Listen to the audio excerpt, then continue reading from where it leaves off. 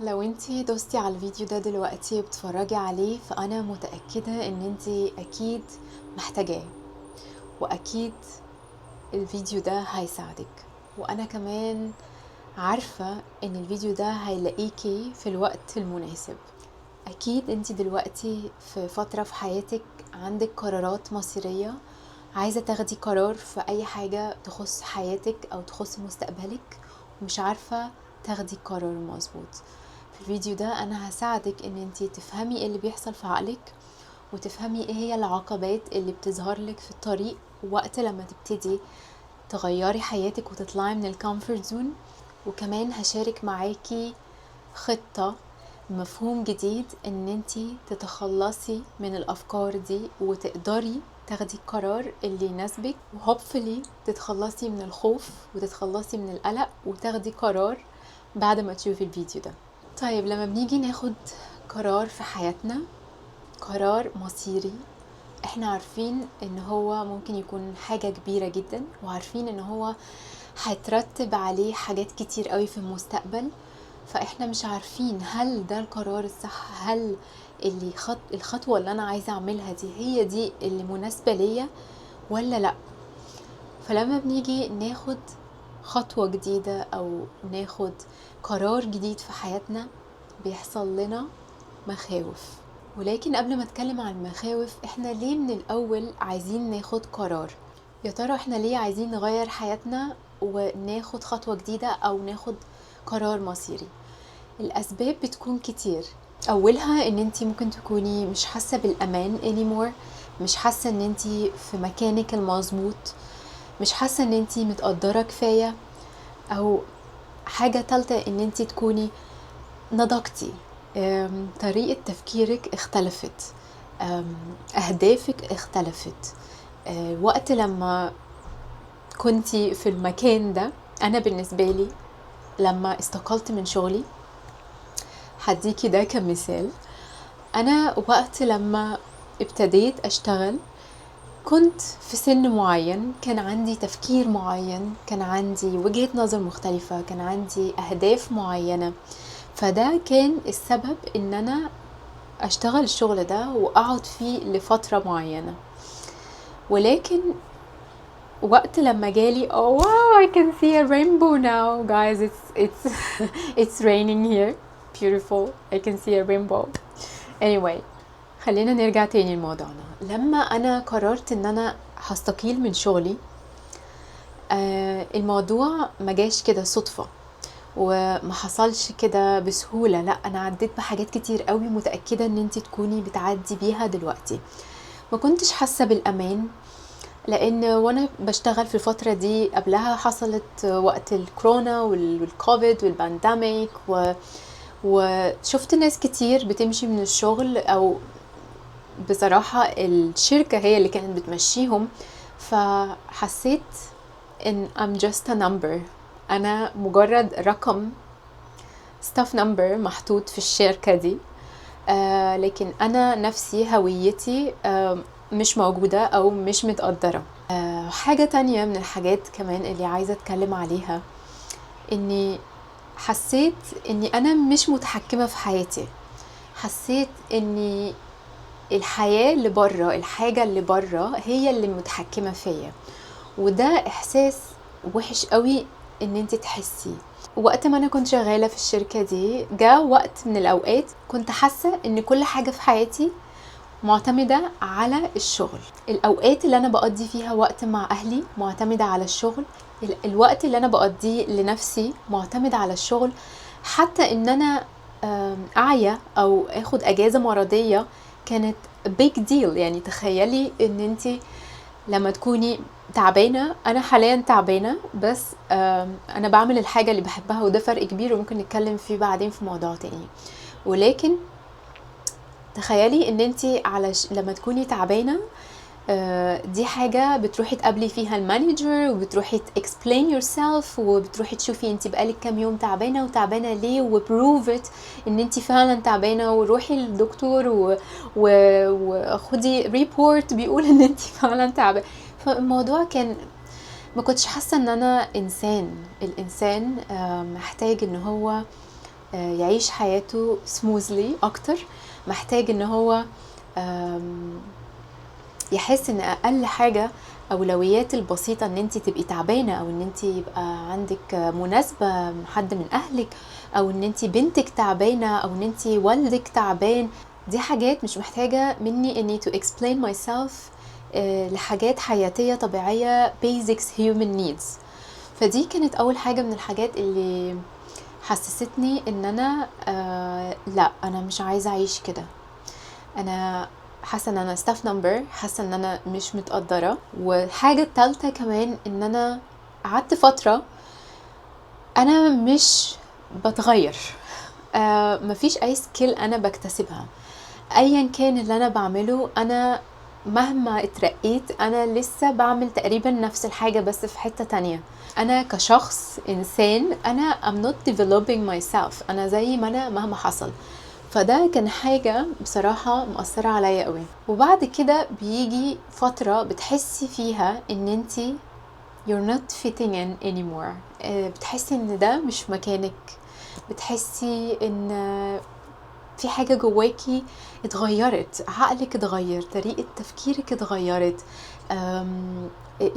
يعني علاقاتك بنفسك وبربنا وبالحياة اتغيرت. ودي حاجة بتحصل لنا احنا ملناش ايد فيها. بشوف ان احنا محظوظين ان حاجة زي كده تحصل لك، تشوفي الدنيا بشكل مختلف. فما بقيتش شايفة ان انا I fit in anymore، وبدأت اكتر اقدر نفسي واحس اني لا، مريم عندها اكتر من ان هي تشتغل الشغلانة دي. مريم تقدر تدي في حاجة تانية هي بتحبها وليها شغف فيها. انا عايزة اختار نفسي، مش عايزة الحياة اللي بره هي اللي تختارني. انا عايزة اعمل حياتي، مش اكون عبد للحياة اللي بره، مش اكون عبد للشغل، مش اكون عبد للظروف، مش اكون عبد للمشاكل. انا عايزة انا اللي اكون متحكمة في حياتي، وده شعور رائع جدا. ولكن هندخل في الجزء التاني من الفيديو، وهو العقبات اللي بتحصل. دلوقتي انتي بقيتي عندك فكرة كبيرة ان انتي already عارفة انا محتاجة اخد القرار ده، او انتي عارفة جواكي ده هو القرار المظبوط. وبعد فترة حسيتي بحاجات كتير وجالك ساينز كتير، انا عارفة ان انا محتاجة اسيب الشغل. I need to resign. خلاص، ما فيش تفكير، متأكدة وعندي اليقين ان ده مش مكاني anymore. ولكن بيحصل هنا الحاجات اللي ممكن 90% من الناس اللي شغالين شغلانات هم ما بقوش بيحبوها او مش مقدرينها anymore، موجودين بس عشان السالري وعلشان ظروف الحياة ولازم اعمل فلوس وكذا وكذا. ولكن هم تحولوا ان هم بقوا زي روبوتس، بيروحوا الشغل يعملوا الشغل ويروحوا مش مبسوطين، مش سعيدين، مفيش اي جوي، مفيش اي بهجة، هم بقوا روبوت ماشي في القطيع. وعايزة اقول حاجة مهمة بليز، محدش يفهمني غلط، انا مش ضد انك تكوني موظفة في اي شركة او في اي شغل معين. اوكي، انا اهلي كانوا موظفين لحد لما they retire، يعني كانوا موظفين لفترة طويلة جدا. ولكن كل واحد فينا بيعدي بالحاجات اللي تناسبه واللي تناسب الجيرني بتاعته في الحياة. ده كان المناسب ليهم، وده كان اللي هم يقدروا عليه، وما كانش عندهم اي ضرر. يعني في ناس كتير بتشتغل كموظفين ومبسوطين وحياتهم ماشية تمام، وده احسن حاجة انتم المفروض تعملوها. انا هنا بتكلم على الناس اللي ما بقتش لاقية نفسها anymore، ما بقتش حاسة ان ده الطريق والمكان اللي هم المفروض يكونوا فيه، او الطريق ان هم المفروض ياخدوه. فاي موظف هنا شابو، لو دي الحاجة اللي انت او انتي بتحبيها اتبسطي وكملي فيها وانجحي فيها. لو ده شغفك well done. انا بتكلم على الناس اللي عايزين ياخدوا قرار ويدوروا على شغفهم في الحياة، اللي ابتدوا يشوفوا الدنيا بشكل مختلف. طيب ندخل في العقبات. ايه هي المنتال بلوكس او العقبات اللي بتبتدي تجيلنا اول ما نحس ان احنا عايزين نغير حياتنا؟ احنا بقينا عايشين فترة طويلة من حياتنا بنفس النمط، بنفس الشكل، بنشتغل نفس الشغل، بنعيش حياتنا كل يوم نفس الطريقة.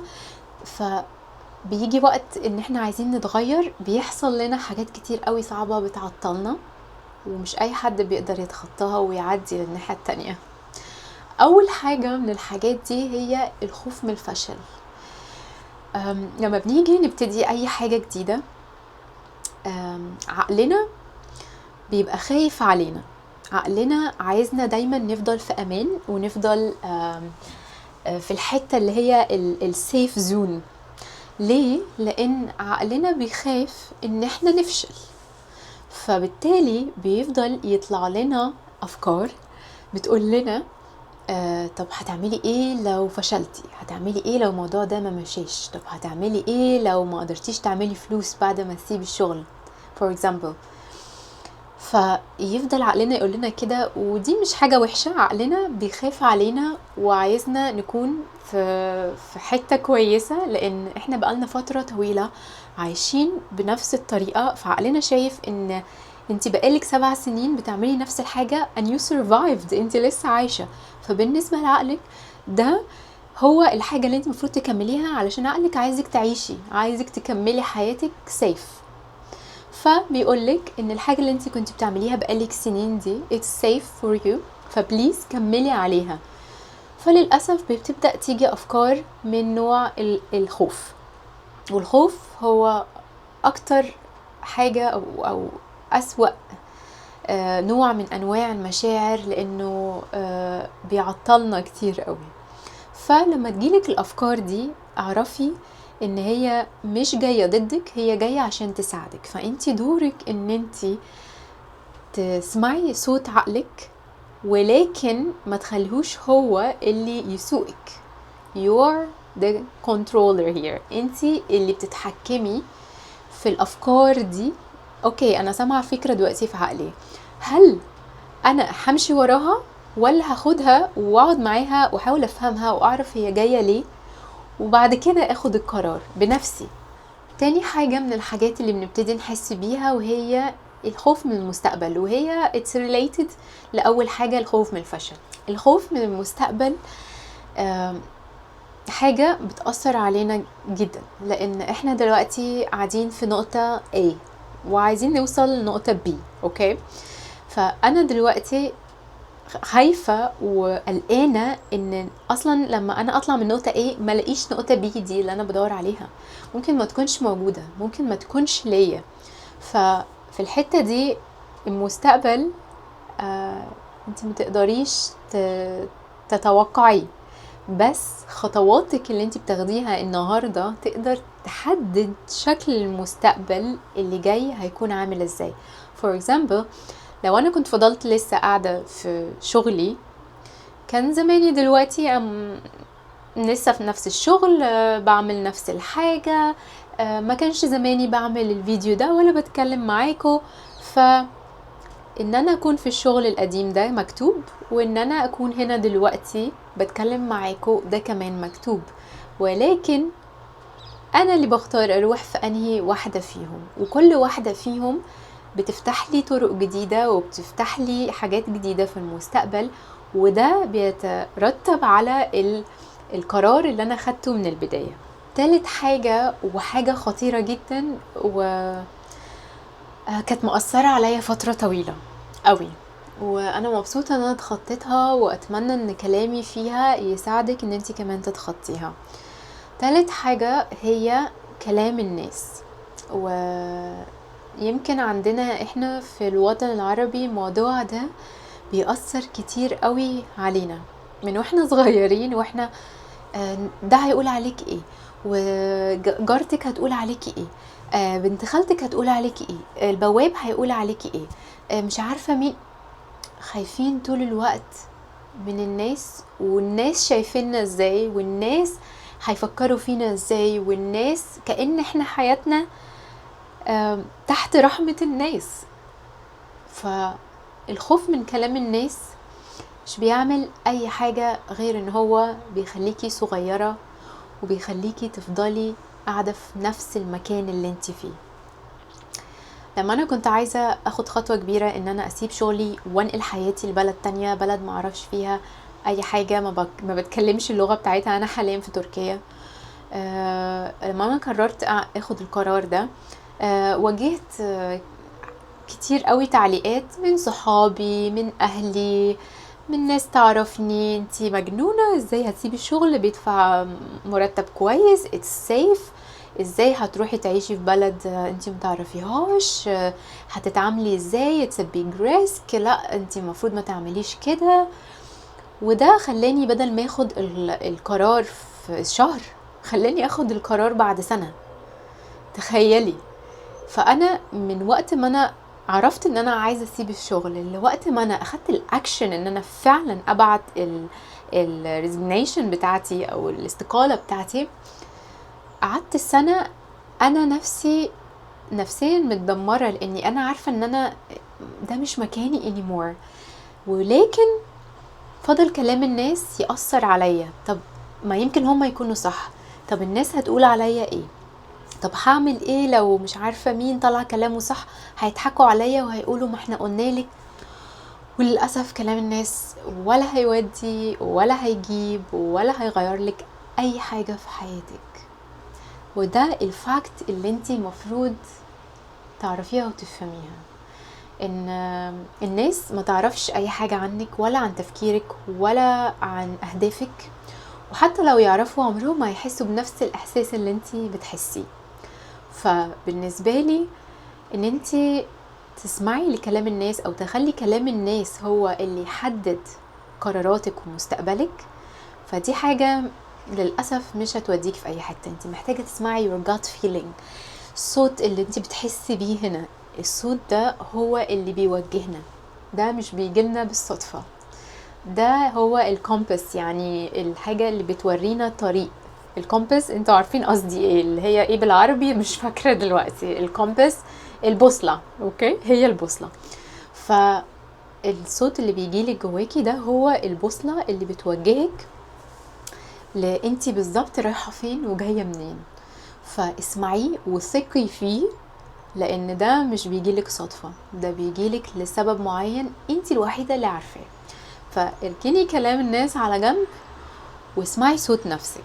العقبة الرابعة هي عدم الثقة بالنفس. وعدم الثقة بالنفس أنا شايفة إن هي مرتبطة قوي بعدم الثقة بالإله. أنا هنا مش عايزة أتكلم على أي حاجة دينية، أوكي، أيا كان أنتي دينك إيه.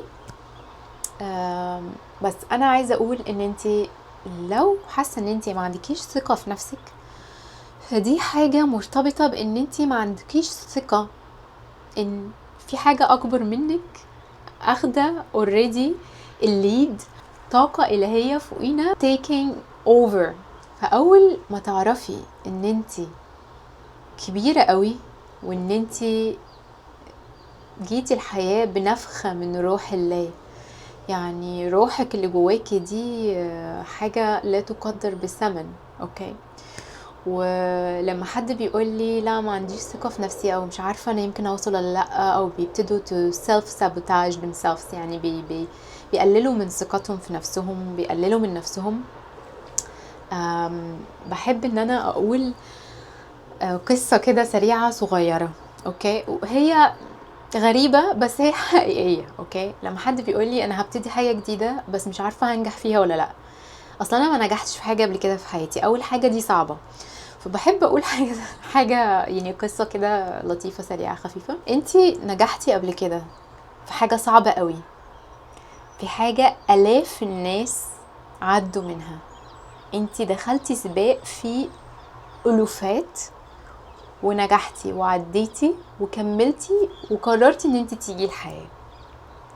انتي عارفه انت عارفة ان انت في وقت من الاوقات علشان تبقي موجودة هنا انت كنت مجرد حيوان منوي بيجري مع ألوفات علشان يلقح البويضة، وانتي اللي لقحتي البويضة، انتي اللي you survived. انت عارفة في كم حيوان منوي بيحاول يلقح البويضة في نفس الوقت؟ واحدة منهم بس هي اللي بتنجو، بتكمل، تلقح البويضة، بتكون الجنين، وبتيجي الحياة. فانتي افتكري القصة دي، لان انتي دخلتي معركة كبيرة قوي من قبل اصلا ما انتي تفتكري. بنفخة من روح الله انتي عديتي. فانتي دلوقتي بنفس النفخة من روح الله تقدري ان انتي تعدي وتنجحي من غير ما تقولي انا ما عنديش ثقة في نفسي، او انا خايفة، او انا مش عارفة انا هعمل كده ازاي. كل الكلام ده ما هو الا عقلك عايز يخليكي في نفس الكومفورت زون اللي انتي كنتي عليها علشان تفضلي عايشة وعلشان to survive. فدي هتوصلنا لثالث جزء من الفيديو، وهو هعمل ايه، الحلول. طيب اوكي، اتكلمنا على العقبات، واتكلمنا على قبلها ان احنا ازاي عرفنا ان ده هو الخطوة المظبوطة بالنسبة لنا. فعايزين دلوقتي نعرف الحلول. فمن اخر حاجة كنا بنتكلم عليها وهي الثقة بالله. اول حاجة في الحلول هي جملة بحبها قوي: let go and let God. شيلي كل مخاوفك، شيلي كل عقباتك من دماغك، من تفكيرك. بقالك فترة طويلة عمالة تفكري في كل الاوتكمز السلبية اللي ممكن تحصل. شيلي كل ده من دماغك ومن تفكيرك. شيلي كلام الناس، شيلي افكار سلبية في المستقبل، شيلي كل ده من دماغك نهائيا. let go and let God. وخلي ربنا take over. سيبي ربنا ياخد هو الليد ويوجهك في الطريق اللي انتي شايفة ان ده هو المناسب ليا. خدي اول خطوة، قرري ان انا عايزة اعمل ايه. عايزة استقيل، هروح اقدم استقالتي. انا صحيت يوم عيد ميلادي الصبح، بعت استقالتي للمديرة بتاعتي وقلت that's it، خلاص انا مش هرجع تاني في الموضوع. قعدت شهور وسنين بفكر. التفكير وداني فين؟ لولا حاجة. مش هيحصل اي حاجة بمجرد التفكير. انت محتاجة تاخدي actions، واول action محتاجة ان انت تاخديه خديه وانسي الموضوع. عايزة تقدمي استقالتك، قدمي استقالتك. ايه اللي هيحصل بعد كده؟ well I don't know، مش عارفة. ده بالظبط اللي حصل معايا. ايه اللي هيحصل بعد كده من ناحية career wise، يعني من ناحية الشغل، من ناحية ان انا هعمل فلوس منين، معرفش.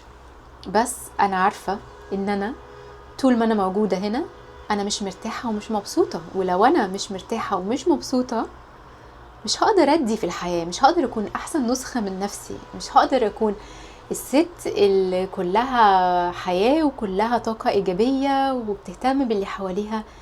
مش هقدر يكون ليا لازمة، هكون نسخة من ناس تانية.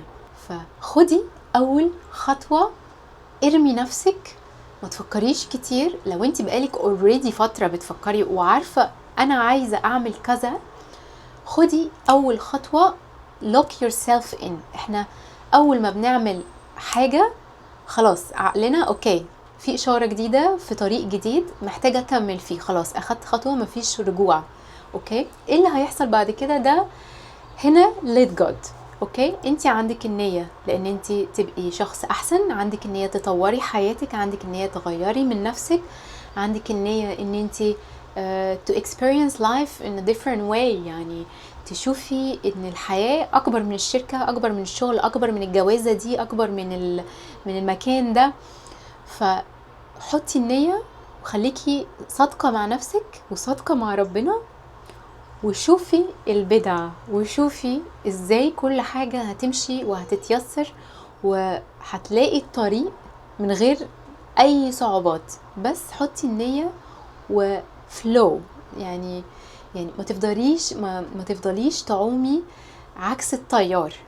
انت دلوقتي في حياة معينة عمالة تمشي عكس التيار، بتعومي عكس التيار، عمالة تعفري، عمالة حياتك صعبة. يعني انت جاية على نفسك في كل حاجة، جاية على نفسك في الشغل، في البيت، مع شريك الحياة، مع اهلك، ناسية نفسك وعمالة ماشية عكس الطريق علشان بس تبقي ستيبل، علشان بس يقولوا عليها عندها حياة.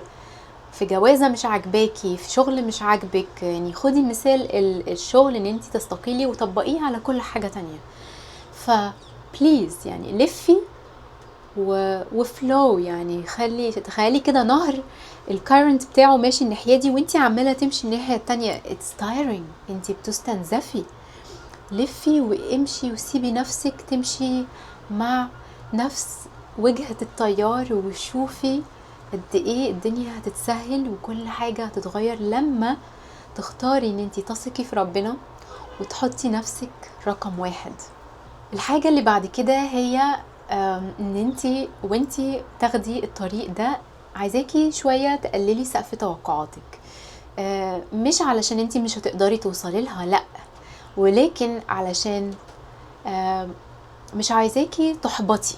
اوكي، انا عارفه ان انت تقدري تحققي اي حاجه انت تتمنيها، ولكن لما بنحط توقعات عاليه قوي we become so attached. يعني حطيت توقعات هنا، فانا لسه بادئه في طريقي، ليه احط توقعات هنا؟ ما ياخد اول خطوه انا اقدر عليها، ما اعمل اللي اقدر عليه وخلاص، مش لازم ان انا اصعب الدنيا على نفسي. اوكي، فما تزوديش توقعاتك قوي.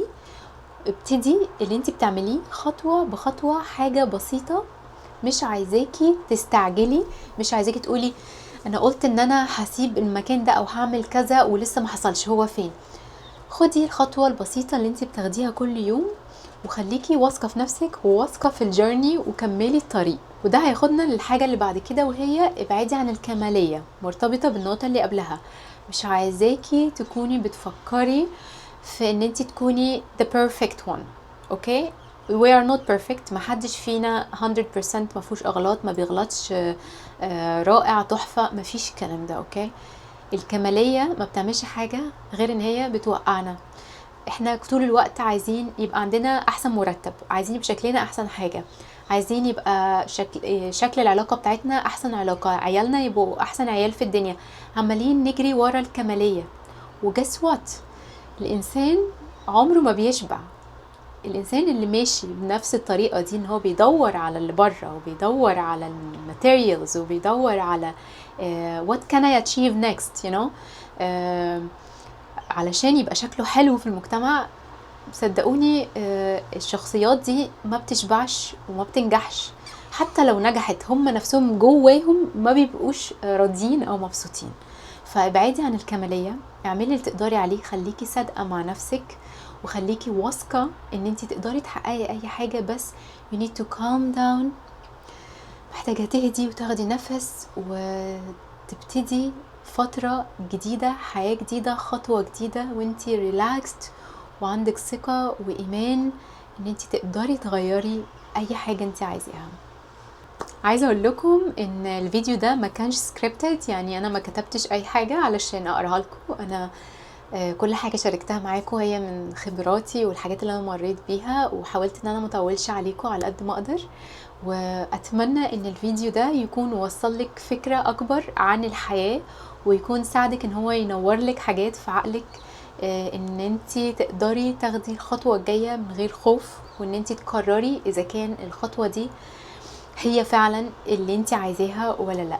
عايزة اعرف رأيكم في الكومنتس، اكتبولي لو اخدتوا خطوات مصيرية في حياتكم قبل كده، او لو انتي على وشك ان انتي تاخدي قرار في حياتك. وقوليلي لو الفيديو ساعدك، ولو استفدتي اتمنى ان انتي تعملي سبسكرايب علشان تدعميني، وتعملي الجرس بتاع النوتيفيكيشن علشان يوصلك كل الفيديوز الجاية. اتمنى لك يوم سعيد، واشوفك المرة الجاية على خير. باي باي.